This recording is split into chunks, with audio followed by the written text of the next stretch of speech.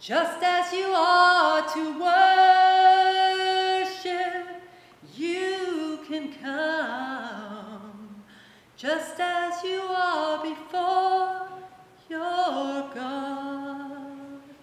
Come, come, come.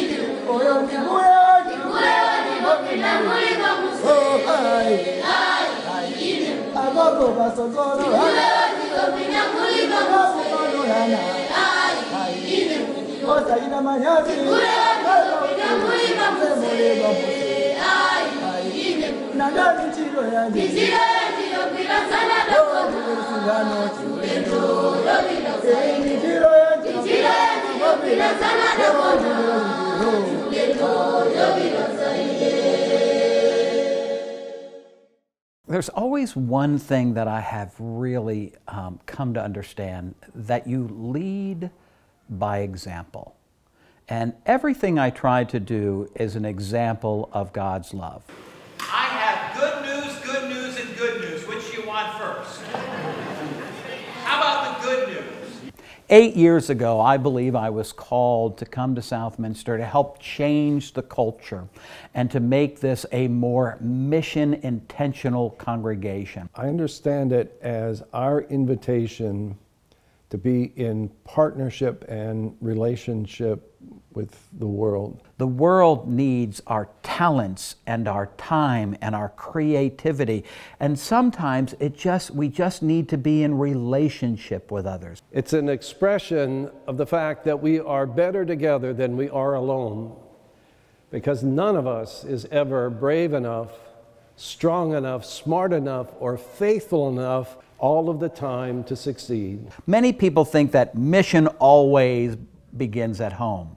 And I don't disagree with that. We have important work here in this building, in our Mount Lebanon community, but I believe it goes way beyond that. Southminster is just an exciting place when it comes to mission, because there's so much here at home and nationally, always going on mission projects, mission trips, work trips, and then internationally as kids go to Malawi, as I take our kids to Eastern Europe and to see places that they would normally never see. One of the areas that has been near and dear to my heart and the heart of my family is Malawi. We have built this school, we have established relationships with our people. 2 summers ago, I was privileged to take a group of 24 of us, 19 of them under the age of 18, and God messed with their minds in amazing ways. Those kids will never be able to view the world in which they live here in the Mount Lebanon area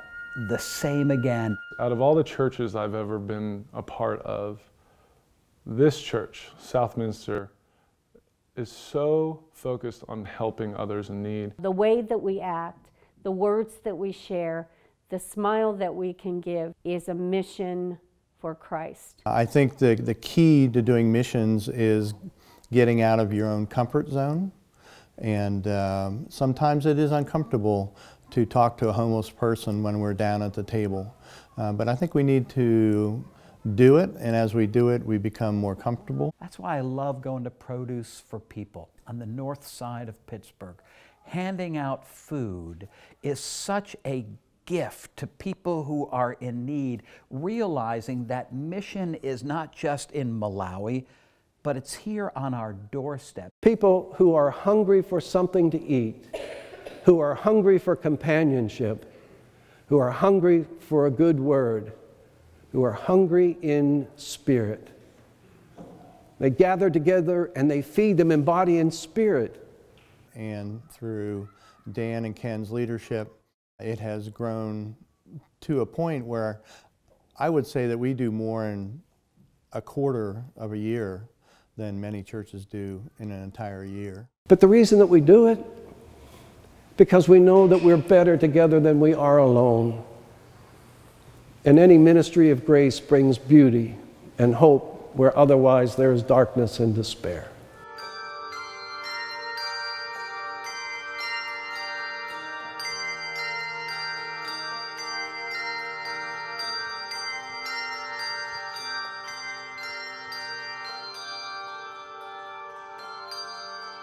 I welcome people wherever they are in their journey. I don't assume anybody is at a particular point in their journey with God. And whether they are coming to have a faith deepened that is already known, or to explore a faith that is not yet formed, there'll be a place here for them. It can take a week, a month, a year. You've got the time. Take the first step and be on your way.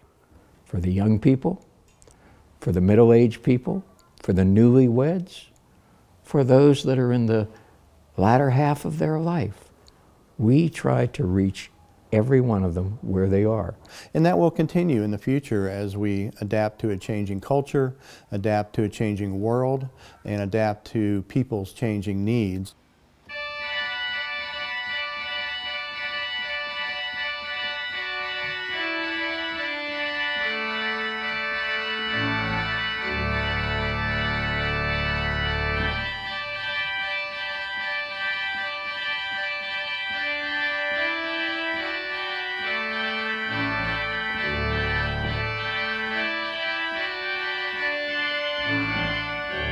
My spiritual journey started when my parents divorced. That night, I remember crying and being really sad. In the distress of that, there was a quiet warmth and almost a whisper in my ear that said, "It's going to be all right." And it wasn't until years later that I realized that was my first encounter with God.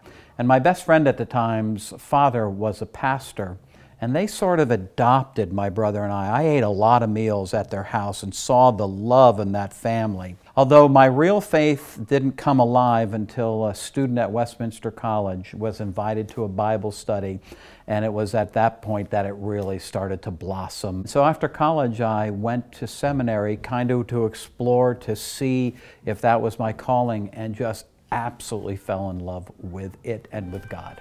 There was an elderly minister at the Dormont Church who had given me some advice.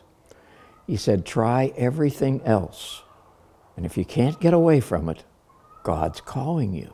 So I tried dentistry, looked at that. I tried mortuary, went to the mortuary to visit, and the mortician took me into the preparation room. And in there, he opened a bottle of embalming fluid. That ended my call to mortuary. I decided the ministry is what I need to do. It's communion today, right?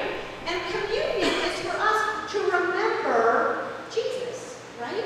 And the night before Jesus was arrested, he had supper with his friends, right?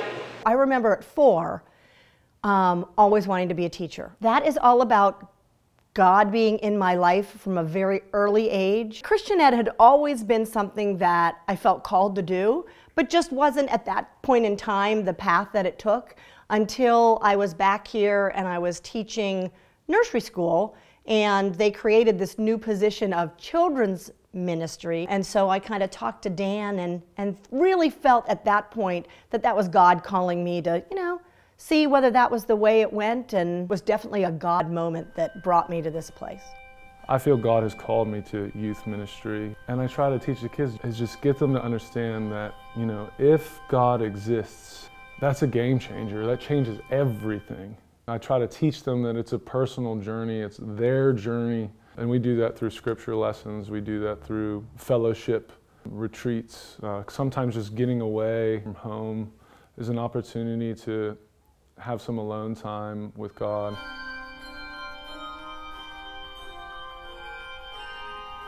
The first words that God speaks in the second creation story of Genesis, it's not good that we should be alone.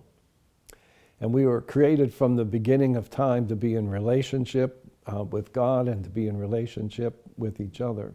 And a sense of community means not just simply being a part of a crowd, but being a part of a place where you are welcomed. Morning! Welcome to Southminster. And a place where you are expected, a place where you can be nurtured, where the things that you have to say and the things that you have to offer can be important. We call it the Southminster Presbyterian Church family because it describes very well who we are. And the fact is, there are so many different types of families and family units right now. And often they are people that have just come back to the church. When you have a kid that's kind of like, ooh, let's go and get them baptized and let's come back to the church. A lot of them are people that have never been in a Presbyterian church. So part of my job too is to make them feel like they fit into this community. When a person makes a decision to join Southminster Presbyterian Church, that we ask some things of them. We ask for a commitment to be with us on a regular basis in worship. We ask a commitment for them to be in one activity outside of worship. We have many, many opportunities to get involved in a smaller group, whether it be a Bible study group, whether it be Stephen Ministries, the choir. Whether it's a committee, whether it's coming to the moms group or Tuesday Night Live or something for your kids. And finally, what we are hoping to do with all of our members is help them to grow in their relationship with God. That is so important in life, and in the end, that is what really matters.